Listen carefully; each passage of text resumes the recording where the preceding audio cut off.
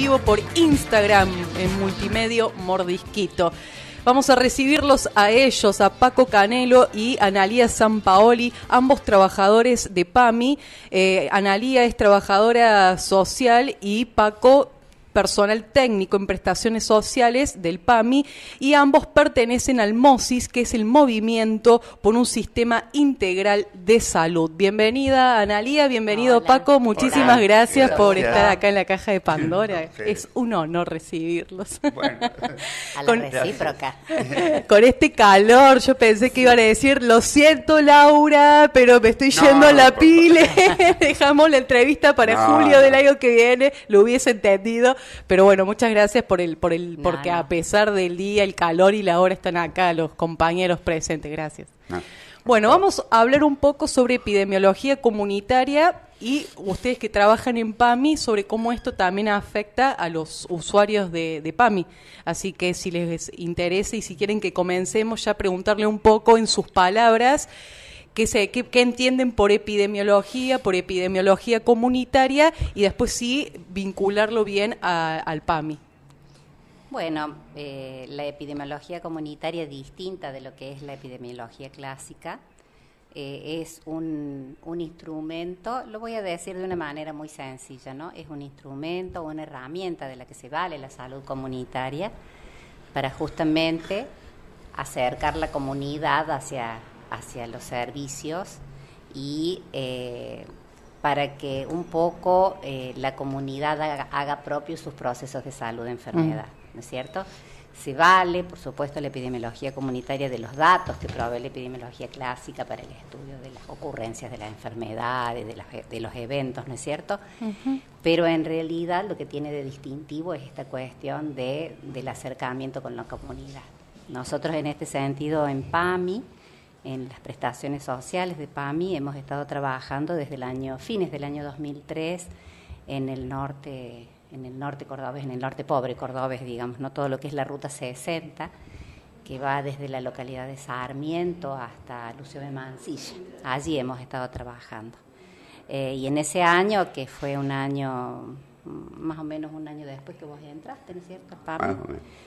Al PAMI, bueno, comenzamos a desarrollar un proyecto de trabajo allá y lo que nos pasó, como así muy fuerte, es que nosotros llegamos allá y en realidad el PAMI no estaba en las zonas más alejadas de los centros urbanos como de Anfunes, por ejemplo. Claro. O sea, no estaba.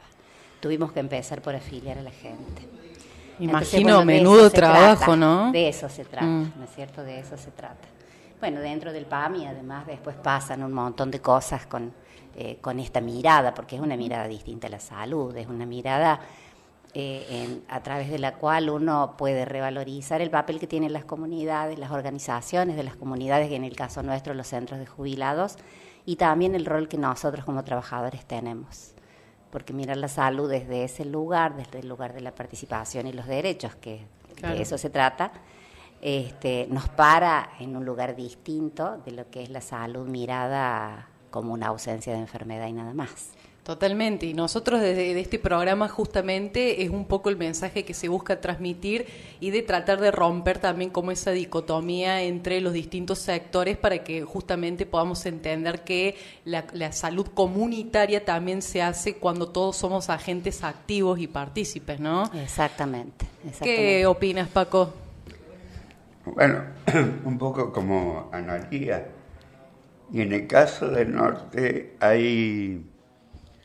nos encontramos con una situación institucional que creemos llega a todas las instituciones.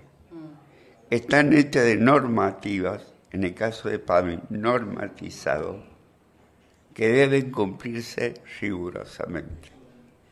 Cuando fuimos al norte y entramos al monte, encontramos que esas normativas estaban hechas para la ciudad, no para ese lugar. Entonces, esta entrada a un lugar desconocido para nosotros también, te obliga a decir que la lógica de atención de una institución debe tener alguna flexibilidad si quiere llegar a las zonas más alejadas. Te cuento una anécdota. Una vez viene gente de Buenos Aires, hacemos una reunión en un lugar que hay una posta que empezamos a construir con los compañeros, y íbamos camino a la posta de Tulumba a la Cañada Honda, hacia ese lugar. Son 32 kilómetros por camino de tierra. Íbamos con esta gente de Buenos Aires, de PAMI, funcionarios, y llegamos a un lugar donde hay una quebrada hacia abajo de la caña. Le pedimos que paráramos el vehículo, y allí vivía un jubilado con su señora en el fondo de la cañada. Entonces nos paramos, le decimos a esta gente que bajemos y le decimos: mira, allá en aquel ranchito que ves vive el Tetero Álvarez, guitarristas si los hay. Hay una complicación con el PAMI. El PAMI solicita que el afiliado vaya a la institución. En el caso de Tetero, para salir de allá abajo, tiene que salir a caballo. Ahora tiene una dificultad, tiene artrosis y no puede subir a caballo. Si yo sigo las normativas rígidas de PAMI, le voy a exigir la fotocopia para atenderlo.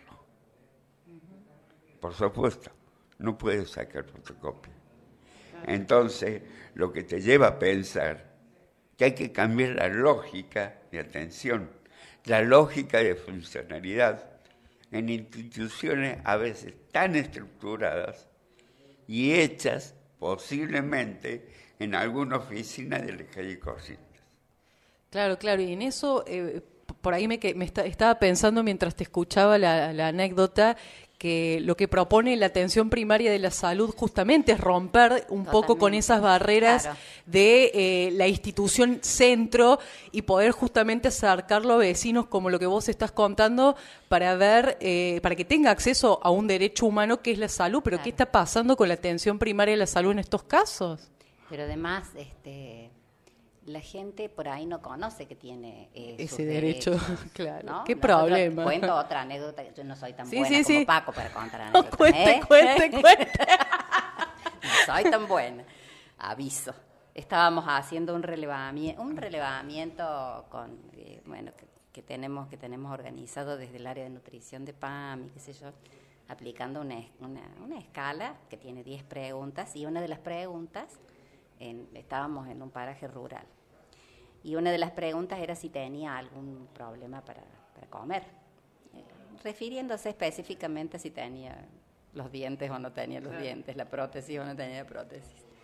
Y entonces eran todas mujeres, y todas se rieron y dijeron: no tenemos ningún problema, y no tenían ninguna dientes. Mira.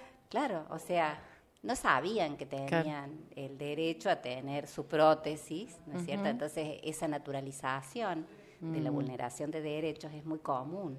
Vos sabés que tocas un tema, no sé si los voy a meter en un aprieto, pero es algo que a mí me interesa muchísimo, a ver cómo lo podemos conversar así como muy descontracturadamente. Creo que cuando uno tiene que hacer políticas de salud, el tema de lo que es la interculturalidad y hasta te lo llevo hasta el lado de la intersectorialidad, tiene que tener un papel preponderante, porque si nosotros como agentes no podemos respetar que hay personas que quizás por sus distintas formas de crianza o culturas o acceso, hay cosas que desconocen, y nosotros planteamos políticas sin tener en cuenta eso. Estamos dejando un bache enorme donde pasan este tipo de cosas que personas... Claro, porque una cosa es que vos elijas lo que no querés. Claro. Pero otra cosa es que no lo sepas. Exacto. Y llevado a eso, yo también aprovecho y voy a contar una anécdota, ya que estamos todos compartiendo anécdotas. Estábamos haciendo también un laburo de un relevamiento territorial en un lugar bastante marginal, y estábamos tratando de concientizar sobre el tema de la reproducción consciente, si se quiere, porque había familias que no tenían recursos para mantener a todos los hijos que tenían, pero seguían y había familia que tenía como 8 o 9 niños, ¿viste? Es mucho. Y las madres que les pasa esto, que por el tema del parto perdían calcio, perdían dentadura, había, bueno, toda una serie de complejidades a nivel de salud y no conocían de métodos anticonceptivos.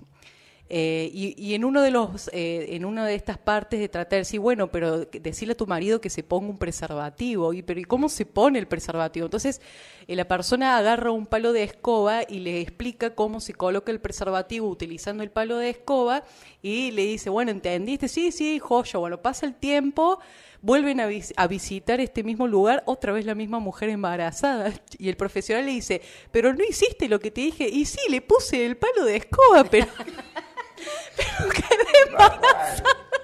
No. Parece que es cómico, es tragicómico. Es tragicómico porque fíjate que uno a veces piensa que una persona va a interpretar algo, pero la otra persona lo está tomando de manera literal y nosotros, ahí somos nosotros los que estamos agarrando, no ellos, digamos. El agente que está educando, desde mi criterio, está cometiendo un error porque pensamos o interpretamos que vos tenés que pensar o interpretar de la misma forma que lo estoy haciendo yo. Y en ese caso, educar es educarse. Totalmente. Para poder ir así con el término educar, me parece que tenemos que educarnos en la comunidad que estamos. Y para eso hay que escuchar.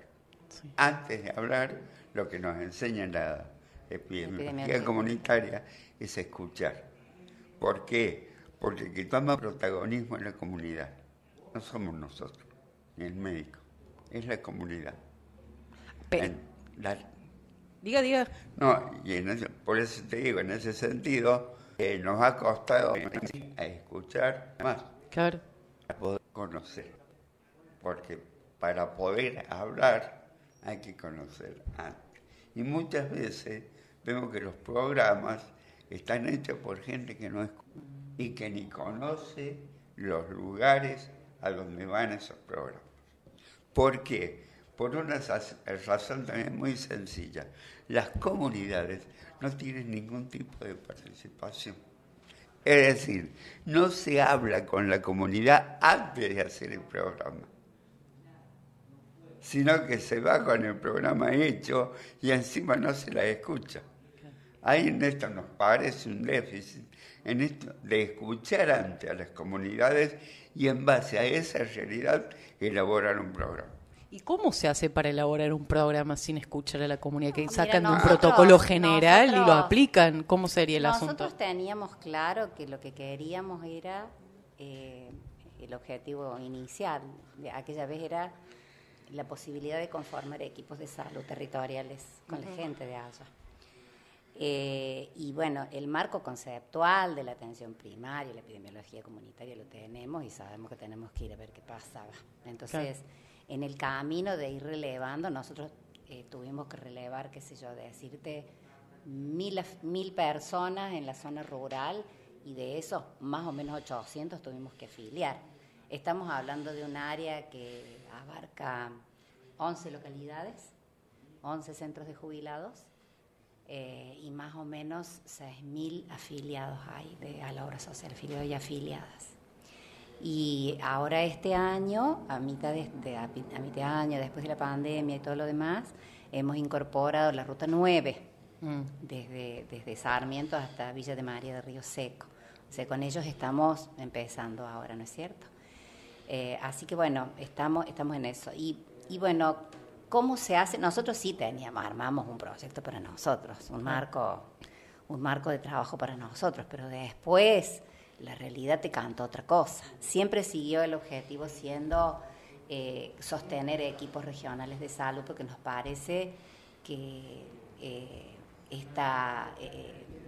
no quiero decir trasladar a la comunidad, pero sí esto de que la comunidad pueda tener su propia autonomía en defender sus derechos, en exigir la accesibilidad a los servicios y todo lo demás, creemos que es a través de sus organizaciones. Y bueno, estos equipos de salud eran justamente las personas de las comisiones directivas, Y después, a través del tiempo, la detección de agentes sanitarios que son hoy promotoras de salud, que tenemos unas 10 más o menos, y en la zona de la Ruta 60. Y después talleristas que el PAMI fue incorporando a los centros de jubilados para talleres, que esos servicios después se fueron incorporando a los centros. Hoy todos los centros tienen los programas distintos de PAMI, ¿no es cierto? Pero bueno, la idea es que ellos se hagan cargo de su salud como equipo regional. Y esto, bueno, implicó para nosotros un trabajo que no paró en el tiempo. Desde aquella época hasta hoy sostenemos reuniones una vez cada 2 meses, cada 45 días, con todos ellos y todas ellas, hacemos las planificaciones. Ahora estamos, por ejemplo, trabajando en las planificaciones de laburo para el 2023. Y bueno, yo creo que los saldos han sido positivos, sobre todo lo hemos podido ver con esto de la pandemia, ¿no? Porque la pandemia mostró absolutamente las desigualdades, ¿no es cierto? Puso a la luz las desigualdades. Y allá, en realidad, esos equipos regionales de gente sencilla que se ha ido formando con nosotros, que tampoco somos estupendos en la formación, pero bueno, hemos ido estudiando a lo largo del tiempo y nos hemos ido capacitando para poder acompañarlos, ¿no es cierto? Porque también es necesario. Y ellos han sostenido la salud de sus pueblos como equipos regionales en la pandemia. Qué desafío, ¿no? Ha sido impresionante el resultado. Hablábamos justamente con Paco ayer de ese tema, cómo se nota la diferencia. ¿Qué nos pueden contar así en concreto con respecto a eso? ¿Con qué realidad se toparon y qué desafíos implicó y cómo ven que lo vienen laburando?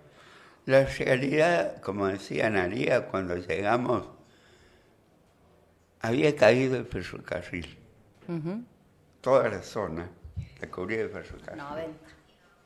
Eran los 90. ¿Qué pasó con eso? Era la caída de la fuente laboral. Habían bajado las harinas, los obrajes ya no laburaban. ¿Y qué resultado daba eso? Se habían roto los lazos sociales. Totalmente, claro. Vos llegabas a esa ciudad, a esos lugares, y no había institución. Por ahí un club de fútbol sostenido. Y lo que quedaba en pie eran los centros de jubilados. Y decíamos con Analía, hay que empezar con lo que hay, no con lo que no hay. Y lo que hay es esto. Y ahí empezamos, de a poco, nos llevó mucho trabajo, y poco a poco volvieron a tener, y es el laburo que estamos haciendo, porque hay otra cuestión. La caída de las fuentes laborales produce segmentación. Entonces, se había encerrado cada uno en su lugar y en su paraje. Entonces, eso había hecho una mirada muy localista.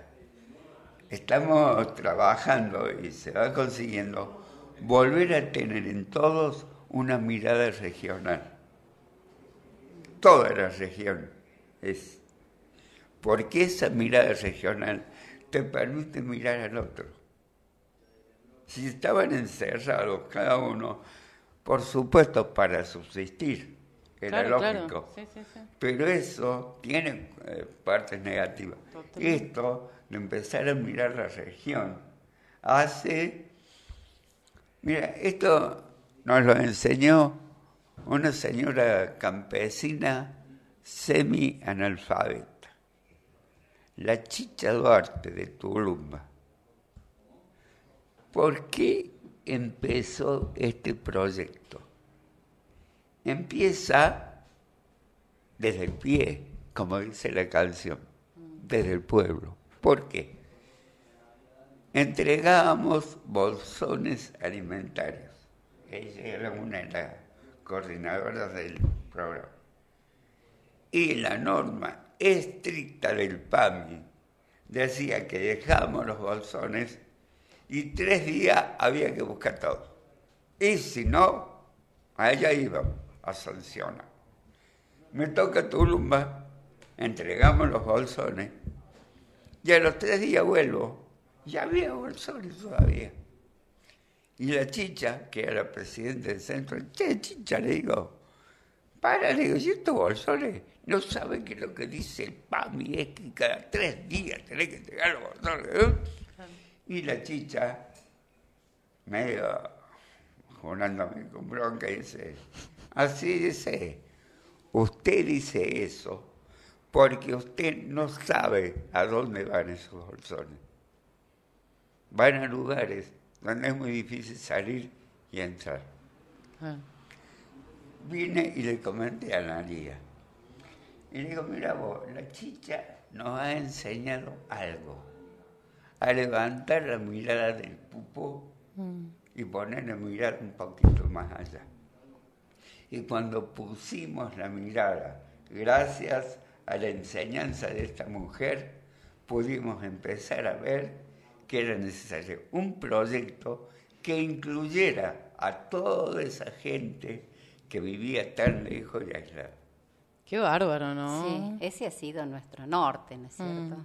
En nuestro norte, el norte. El norte ha sido nuestro norte, literalmente. Y vos sabés que mientras te escuchaba, Paco, y me parece que está buenísimo poder mecharlo y pensar esto de que en lo que es la salud mental, todo lo que están contando tiene una relación totalmente directa, porque fíjate que el tema de cortar los lazos con lo laboral hace que haya una disgregación comunitaria también, y mayor incidencia en depresiones y etcétera, etcétera. Esto también lo vimos, por ejemplo, cuando estuvo este confinamiento por el COVID-19, pero en esto que vos contás del cierre del ferrocarril, ¿cómo generó una fractura en el tejido social y comunitario? Porque se vio ahí minado el tema del acceso al laburo como un derecho.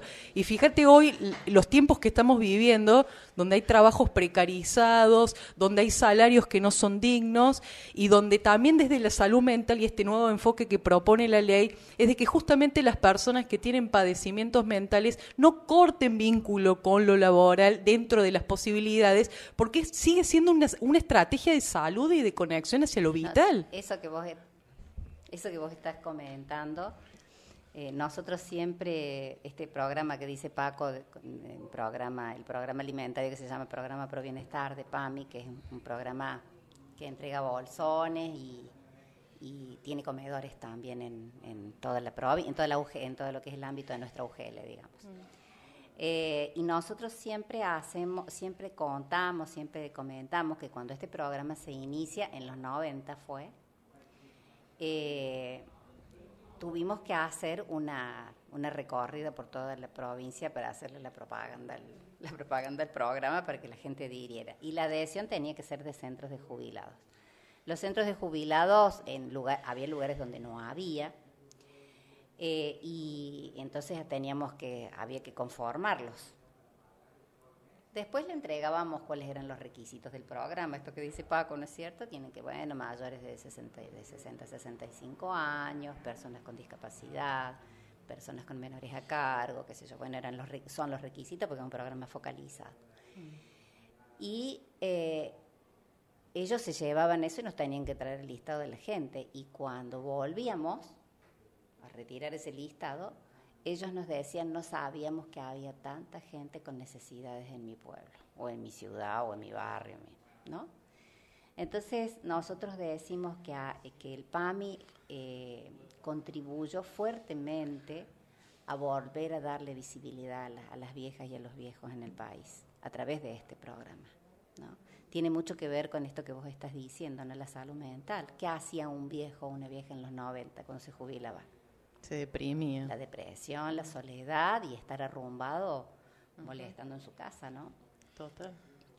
Y bueno, este poder pertenecer a una organización, en este caso con nosotros, en articulación con nosotros, Trabaja por su Salud, y poder ser parte de un trayecto diferente, bueno, obligó a los centros de jubilados a cambiar su rol, porque antes los centros de jubilados estaban alguna fiesta, una reunión, la gente no tiene dónde ir, hacemos un asadito acá, un baile, pero esto de tener una responsabilidad social, digamos, como es elaborar un listado de personas que necesitaran el bolsón y después bueno, porque eso implicó una descentralización de todos los servicios, entonces del programa, digamos, hacer las compras, en muchos casos armar los bolsones, ir revisando permanentemente los listados.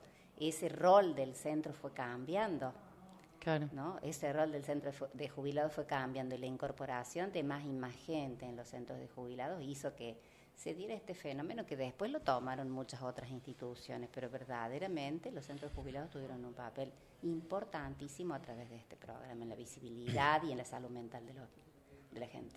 Y en cuanto al programa también se hizo ver porque el bolsón está visto como dádiva, ¿no? Ujú. En general. Aún hay una crítica que...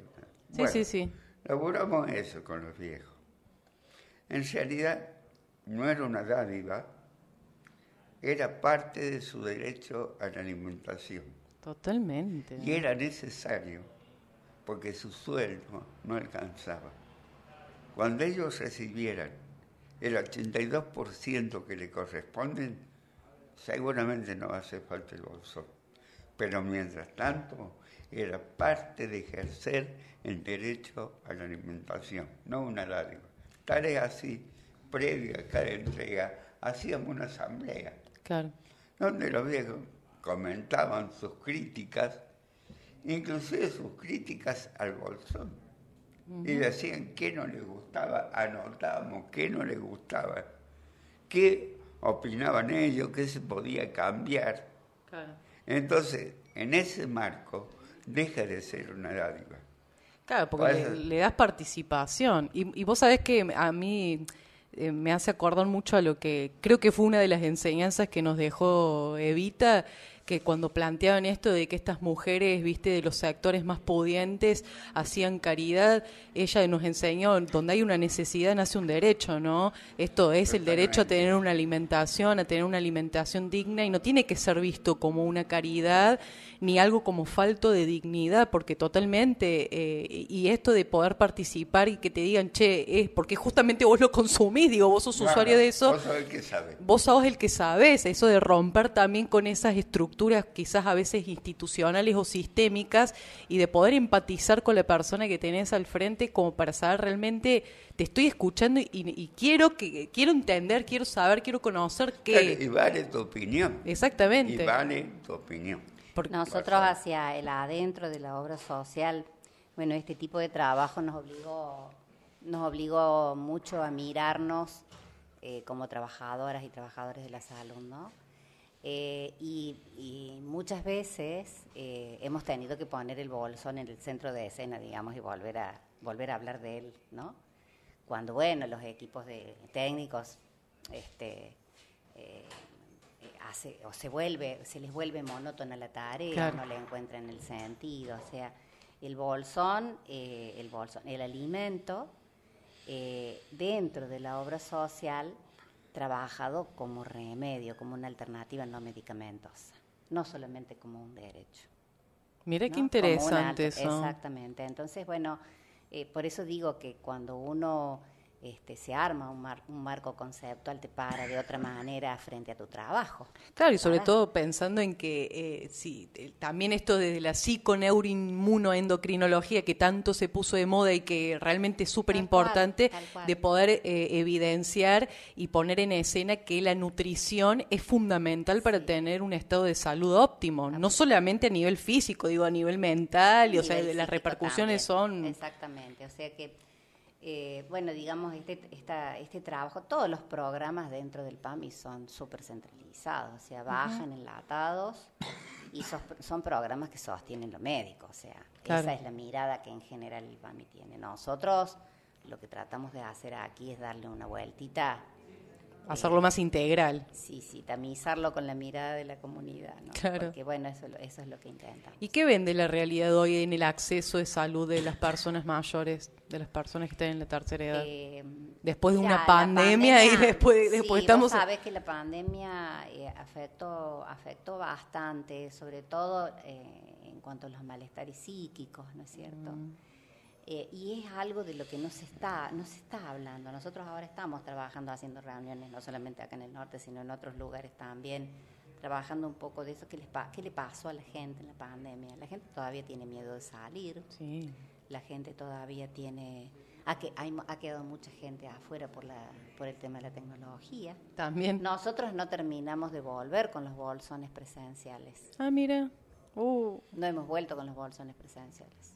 Claro, está difícil entonces, la situación. También está toda la otra historia. Hay gente dentro del PAMI que no quiere que existan los bolsones. Los bolsones en forma presencial, por lo menos, ¿no? Entonces, eso es todo un tema, porque en el norte por ejemplo, el 100% de la población requiere del bolsón porque tampoco les llega mercadería. Claro, y aparte estamos viviendo en una crisis en el país. Estamos viviendo exactamente el la alimento, compra del bolsón, claro, que se hace de una manera mayorista, se buscan distintos precios, entonces ese monto de bolsón rinde más cuando uno le puede entregar el paquete. Claro. La gente cuando le deposita en el salario el monto del bolsón, lo distrae no es que lo distraiga, lo utiliza para otras necesidades. Sí, y sí, no total. precisamente para comprar Claro. una mercadería que nosotros se las entregamos absolutamente preparadas por un área de nutrición nutricionalmente equilibrada y bueno, que no es lo que está pasando en este momento. Qué difícil. Se agrava la situación allá porque los alimentos son más caros. Por un hecho muy simple. Le cobran el traslado. Mira. Entonces, hoy por hoy hay un déficit alimentario grande, sobre todo en localidades aisladas. El otro día una señora de Los Pozos, un pueblito chiquitito que era antes de Anfunes, y todos los jubilados están en la sierra, diseminados. Hablamos de esto de la alimentación. Ella decía que quería el bolsón, que volviera. Y nos dice, ¿te imaginas que en Los Pozos no tenemos negocio? El único negocito que hay, que no tiene mucha guita tampoco, es de papa y cebolla. A un precio más caro que el de Anfunes, porque tienen que cobrar el traslado hasta Los Pozos. Imposible. Te quiero decir, hay una merma en la alimentación y se está viendo con esto que le damos la plata, con esto de la libertad de elegir. Una vez una vieja me dijo sabiamente, mire mijo, a mí me parece que Mirta Legrand tiene más libertad que yo. La tenía re clara. Y él tenía poco margen de libertad. Claro. ¿De qué libertad hablan con un sueldo mínimo en zonas aisladas, Claro. donde ya no hay ni transporte público? Yo pregunto, ¿cuál es la libertad de que dicen algunos, los liberales sobre todo? Sí, sí, sí. ¿Qué libertad tiene ese jubilado para elegir? Elige lo que puede. Y lo mismo pasa con las prestaciones médicas. Ahora Claro. hay también libertad de elección de prestadores especialistas. Pero bueno, allá no hay. Claro, claro. Entonces, Sí, me ¿qué parece elegís? que la libertad se ve un poco Sí. coartada cuando tenés que sobrevivir. totalmente. Mira, con respecto a los médicos, y esto tiene que ver con las estructuras institucionales también. En San Pedro Norte, un pueblito que está a 50 kilómetros de Anfunes, metiéndose al monte, no hay médico de cabecera. Hay más o menos 80 jubilados en el pueblito. No hay. Tienen que ir a de Anfunes a atenderse. No hay El colectivos. médico, no hay medio de transporte. Tienen que tomar un remis. ¿Cuál es el tema? La mitad del camino de Diápolis a San Pedro está asfaltado. La mitad está hecho bolsa. Entonces Remis le está cobrando para llevarlo a Diápolis entre 3 y 4 mil pesos. No, es imposible. Imagínate un haber mínimo de un jubilado. No. Encima va a Diápolis y para hacerle la receta el médico lo hace volver al otro día. Tiene que, digamos, La receta electrónica. Digo, porque y le pide que si no entre por internet. Le fuimos a decir que en San Pedro no hay señal. Yo digo, vivimos en un desfasaje a veces institucional. Esto de no acercarse, escuchar y conocer cómo viven las poblaciones. Entonces se van a cometer estos errores, ¿no? Nosotros estamos trabajando, digamos, en este sentido, ¿no? O sea, sí, esto, digamos, se notifica, se denuncia en el PAMI, obviamente nosotros cumplimos ese papel. Claro. Pero bueno, pero también promovemos a que, qué sé yo, en Funes hay 5 camas en la clínica. Claro. ¿Me explico? Entonces la gente, ¿dónde cae? Cae al hospital. Es un sistema de salud bastante perverso. Cae al hospital. El hospital es provincial. Después le factura el PAMI algunas cuestiones, ¿no? Pero digamos, si PAMI quisiera hacer un convenio con ese hospital, el hospital te dice, mira, no podemos, porque cuando el PAMI nos pague, no van a venir los fondos al hospital, van a las arcas provinciales, claro, a la centralidad que tiene la provincia para claro, la recepción de los fondos. Entonces, bueno, nosotros estamos haciendo eso, moviéndonos en este sentido de poder hacer algunos pequeños convenios con intendentes, tratando de reclutar a algunos médicos de cabecera que tengan ganas de... Bueno, ahora estamos por conseguir el médico de San Pedro Norte. Bueno, hacemos ¡qué laburazo! ese nexo. Sí, pero es de hormiga. Y eso, todo lo que ustedes están contando también hace la epidemiología comunitaria, es, porque que una calle no está, una ruta no está asfaltada, o sea, y eso mine el acceso a la salud. Para presentar el pedido del médico de San Pedro, o sea, bueno, nosotros tenemos que hacer el informe y presentar los datos epidemiológicos de los viejos y las viejas de San Pedro Norte para que la gente... Porque por ahí te dicen, ¿cuántos afiliados hay? 20. Ah, no, ¿qué médico va a ir por 20 afiliados? Pero que si va uno, tiene que estar un médico de cabecera, que si hay uno. La mentalidad... Bueno, eso es. La mentalidad todos los días. mercantilizada. Claro. Si hay pocos viejos en un lugar aislado, el médico no va a ir porque no le conviene. Vos preguntás, ¿y qué hacemos con esos viejos? ¿Qué hacemos con el derecho a la salud? Claro, ahí ya tocamos un punto súper delicado porque tenemos que plantear en si no llega que esta población es descartable. Claro. ¿O qué pasa? Y si antes de relevar que afiliamos al PAMI, todos esos viejos no existían. No existían. No existían. Digo... Por eso es necesario que las instituciones vayan a la comunidad. Total. Hemos hecho un acuerdo de trabajo, un convenio con el intendente de Tulumba, que realmente el secretario de salud que tiene la intendencia de Tulumba era enfermero en el centro de jubilados de Villa Tulumba cuando nosotros empezamos a trabajar, así que él trabajó con nosotros en este proyecto del PAMI, como enfermero del centro de jubilados, ¿no? Y bueno, y hoy José es director del hospital, responsable de la salud de Villa Tulumba, y realmente haciendo un trabajo fantástico. Y bueno, en lo que están trabajando ellos es justamente en descentralizar el hospital. Primero lo han modernizado, pues estaba cayendo a pedazos. Me imagino, no daba más atado con alambre. Bueno, pero ahora han hecho una gran inversión con mucho, le han puesto mucha fuerza y están descentralizando los servicios.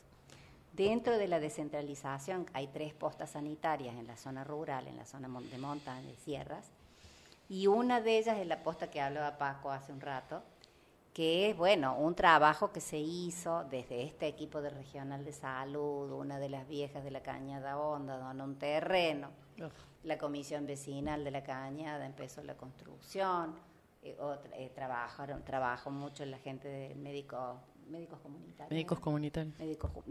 comunitarios, y bueno, nosotros sostuvimos el proyecto a lo largo de PAMI también hizo sus aportes obviamente, y bueno, y hoy la posta está casi terminada, entonces el centro de jubilados, que es el comodatario de esa posta, ha hecho un convenio a instancia nuestra con ese municipio, y el municipio lo incorpora como la descentralización del hospital en la zona de la Cañada. Entonces ellos van a atender a nuestros afiliados y afiliadas que están en la zona rural. Claro, y ahí esas cosas son las acercás, que sí, estamos haciendo, ¿no? Y mira vos, en una época en que el negocio inmobiliario quema campos, una vieja campesina donó un terreno por una posta. Mirá vos el aprendizaje de lo que estás diciendo, totalmente. Digo, hablando de ética, ¿no? Sí, una vieja analfabeta.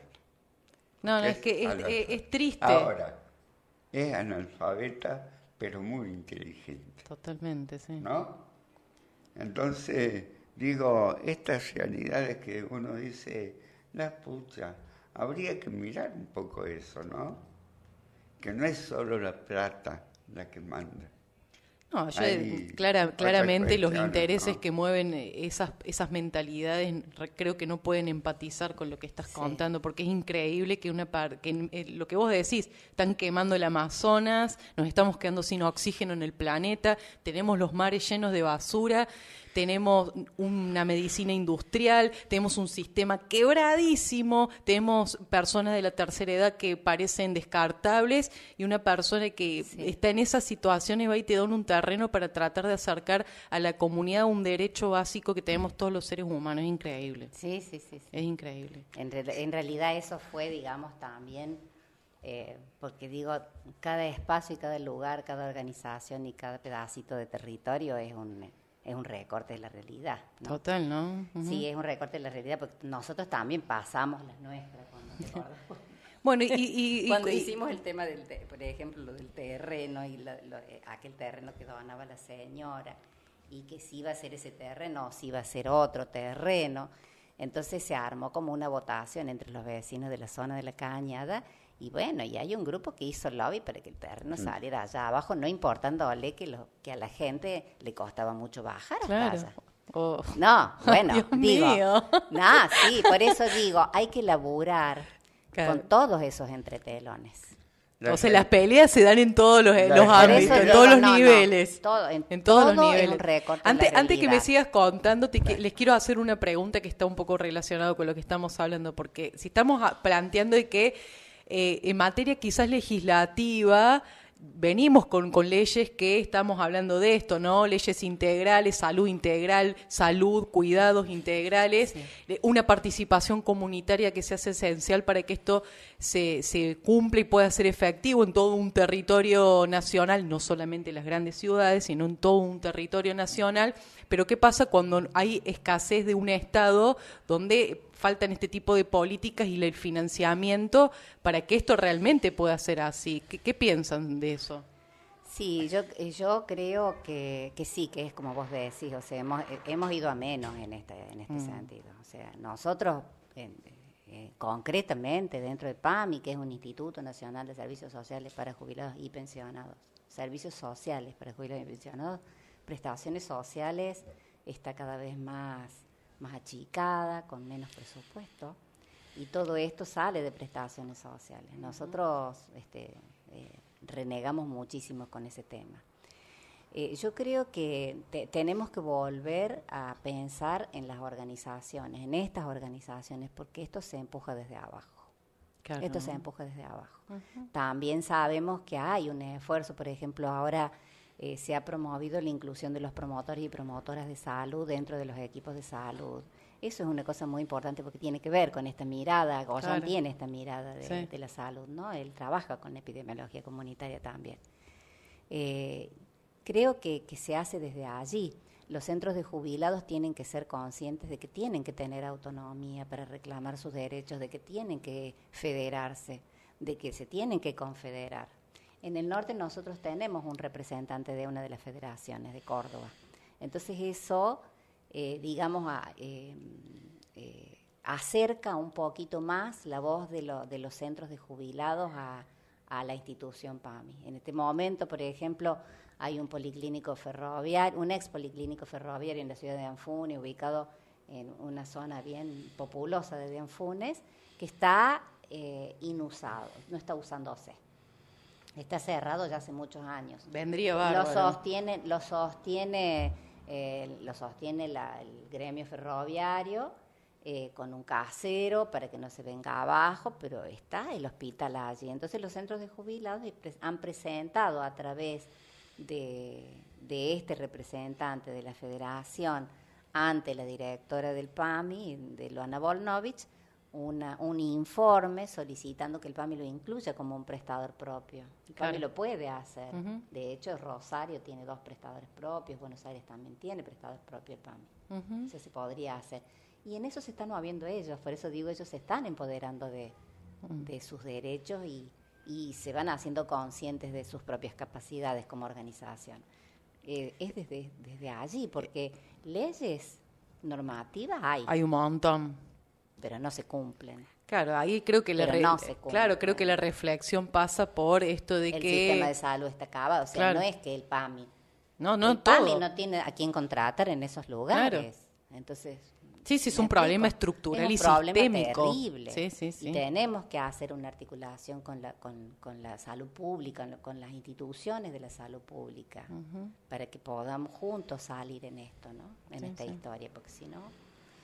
Sí, el rol de la comunidad que le toca informarse y conocer bien acerca de sus derechos para exigir al Estado esa presencia. Porque... Y hacia el adentro de las organizaciones también. Y empujar desde ahí. Las luchas intestinas existen. En el PAMI existen las luchas intestinas. Hay 2 miradas de la salud, una más mercantilizada que tiene que ver con la atención de las enfermedades, uh-huh. y una mirada más integral, más amplia, con la participación de la comunidad. Y bueno, la puja esa existe toda, a veces la vamos ganando, a veces la vamos perdiendo. Sí. Pero si no escuchan la voz de los centros de jubilados, de los viejos, de las organizaciones, perdemos. Totalmente. ¿Paco? No. No, dice, te veía ahí. Claro. Es raro, te digo, ¿eh? Es raro. No, me parece que la epidemiología comunitaria centralmente hace eso. Escuchar a las comunidades. Claro. Conocer las comunidades. Que me parece, te vuelvo a repetir, no se conoce. Y no se admite el desconocimiento. Claro. No se admite en los profesionales el desconocimiento, porque la salud o la enfermedad son resultados de una construcción social. También, totalmente, sí. No nacen de un repollo. No. Y si vos pones en ese marco, hay varios actores. Siempre digo un ejemplo, ¿no? Hablando de salud pública, esto lo he dicho varias veces. ¿Qué pasaría si durante 6 meses no recogen la basura? ¿Qué pasaría? Y apestaría todo más de lo que ya apesta. Habría focos infecciosos. O sí. sea que el recolector de residuos cumple un papel muy importante claro. en la salud pública. Total. Ahora, si cumple un papel tan importante, ¿por qué no es considerado agente sanitario? Uh-huh. Y no el negro que recoge la basura. Totalmente, ¿no? Entonces digo, cuando uno ubica que la salud es, o la enfermedad, resultado de una construcción social, uh-huh. vos ves que los actores aumentan. No es solo el médico, no es solo el hospital, está en las instituciones, las organizaciones. Entonces, ¿qué pasa con eso? Está rompiendo el modelo hegemónico. Y ahí está el problema, ¿verdad? Ese es el kit de la cuestión. Ahí llegamos. Hasta ahí llegamos. ¿Y qué hacemos con eso? Claro. Porque bueno, pero es la eterna lucha, es nuestro trabajo y a eso nos dedicamos. A eso nos dedicamos. Así que allá vamos. Allá vamos. La verdad que ha sido todo un placer y un privilegio, muy interesante todo lo que nos contaron, Muchísimas gracias Bueno. por haber venido. Cómo no. Esta es su casa, cuando Gracias. quieran. Bueno. Los esperamos para que nos cuenten más cómo vienen avanzando ¿Cómo no? sobre Te ese vamos a venir a trabajo. contar novedades, a ver cómo Si nos fue con el necesitan, policlínico. obviamente, por favor, y si Y con necesitan la posta algo sanitaria. también y que La podamos ayudar desde acá, cuenten con este espacio, cuenten ¿Cómo no? conmigo personalmente. Qué lindo. Admiro Gracias. mucho el laburo que vienen haciendo, los felicito. Muchas Bueno, gracias por haber... Nosotros también somos el PAMI. Por eso también ustedes Digo son... porque, bueno, Sí. uno también es orgulloso y se pone la camiseta. Por supuesto, Eso y aparte también de, es el PAMI, porque bueno. también hay que hacer este tipo de peleas dentro del sistema, Sí, ¿no? sí. Que Sí, no sí, es, sí. no es fácil, No. quizás lo más cómodo sería acomodarse a este sistema y a este modelo hegemónico Por supuesto. y no dentro de la institución decir, no, yo no estoy de acuerdo con esto, tenemos que ir por este lado, digo, no es Claro. una, me imagino que no Vos debe ser sabés una que tarea lo que fácil. peleamos mucho tiempo es conseguir un móvil sanitario. Mm, Un móvil que fuera al campo, a los Claro. parajes. Conseguimos uno. Esa vez que vinieron Otra- los de Buenos Aires, que contaba él cuando bajaba. Sí. y bueno, Bueno, esa vez vinieron a ver. aprobaron el móvil. Ese móvil hizo cosas, por ejemplo, en Sarmiento teníamos un taller de psicología, en Sarmiento, en el pueblo. Entonces decíamos, pero estos talleres llegan donde en la urbanización. ¿Qué pasa con los viejos que están en el campo? Claro. No tienen acceso a estos talleres, por lo tanto, no tienen acceso a un derecho. ¿Cómo hacemos para que accedan? Claro. Entonces, con ese móvil, iba la psicóloga a la zona rural y cuando iba la médica de cabecera, que también iba en el móvil. Viste que cuando atendía a la médica, estaba en la espera. Los jubilados estaban ahí en la espera. En esa espera se hacía el taller de salud mental. Entonces los viejos de esos lugares donde no podían acceder nunca, era la manera que también tuvieran un acercamiento a la psicología. Claro. Ya todos se conocen. El móvil, durante la gestión del macrismo, lo sacaron. Nunca nos explicaron por qué. Se lo llevaron, está Se lo roto, llevaron. lo vamos a buscar y lo mandaron de vuelta a Buenos Aires y nos quedamos sin. Sí, sí, sí. Entonces eso nos cortó por la mitad porque la Sí. verdad es que era muy buena manera de llegar, a pesar de que era un móvil que no era adecuado para la zona y todo lo demás, pero qué sé yo, la gente, tenemos una agencia en la zona de Anfunes y en la Ruta 9, en la nueva, digamos, tenemos, donde tenemos que hacer todo esto todavía, tenemos dos agencias, San José de la Dormida, a pesar de que hay la mitad de afiliados allí, pero es bastante disperso también. Tenemos dos agencias, uno en La Dormida y otro en Villa de María de Río Seco. Ujú. Y bueno, ellos también utilizaban el móvil para, qué sé yo, la trabajadora social de nuestra que está en la agencia podía llegar a visitar gente para, bueno, para gestionarles recursos para las familias que identifican nuestras promotoras de salud. Claro. O sea, hay un trabajo articulado y el móvil nos facilita un montón porque el transporte ha quedado totalmente diezmado allá, el transporte Sí, sí, público. sí.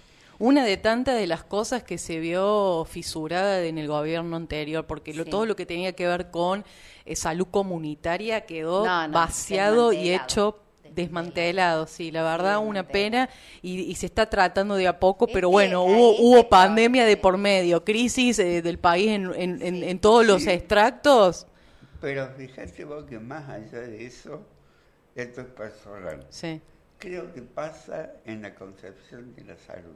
sí, sí, sí. Si no cambiamos la lógica de construcción de la salud, por más plata que se tenga, la matriz del modelo va a seguir igual. Va a seguir siendo lo mismo. Sí, sí. Sí, por eso digo, viste que uno tiene que luchar con un montón de entretelones, de los de aquí, de los de allá y de todos lados. Pero me parece el Pero mejor, hacer las lecturas claro, es me lo parece el mejor. mejor mensaje para darle un cierre a un tema que no está ni Absolutamente. cerca de estar acabado, pero de tratar de cambiar un Sí. poco estas Pero mentalidades. hemos tenido una excelente experiencia después de la pandemia, durante la pandemia con la gente donde hemos trabajado durante tantos años, o sea que sí vale. Total, Fue la totalmente. pandemia y los incendios. Hoy sí, De ahí también. estuvieron los centros, las promotoras, Claro, sí, estoy sí, sí. seguro. Muchísimas gracias. Nos hemos quedado sin tiempo, Bueno. pero bueno, espero que Muchas gracias. pueda haber una segunda temporada Sí, de esto que está cómo muy no, bueno. cómo no, segundo capítulo. Un segundo capítulo que podamos seguir conversando. La verdad que son temas muy interesantes Sí. y que hacen, y sobre todo para reflexionar, porque hay muchas cosas para cambiar y la construcción tiene que ser colectiva. Creo que ese es el mensaje. Analía, Paco, un millón